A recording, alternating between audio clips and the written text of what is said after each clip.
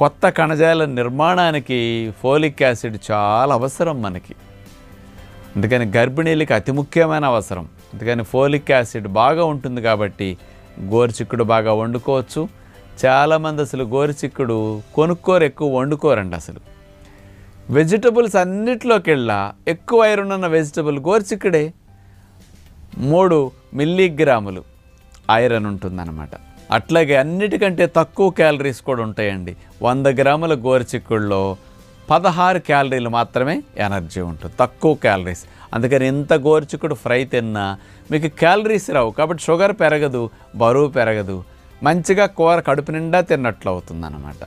ఇలా తక్కువ క్యాలరీస్ని ఎక్కువ పోషకాలని కలిగి ఉన్న గోరుచిక్కుడు కూర స్పెషల్గా ఎలా తయారు చేసుకోవాలో ఈరోజు మనం చూడబోతున్నాం. గోరుచిక్కుడు టమోటా కూర తయారు చేసుకోవటానికి కావలసిన పదార్థాలు: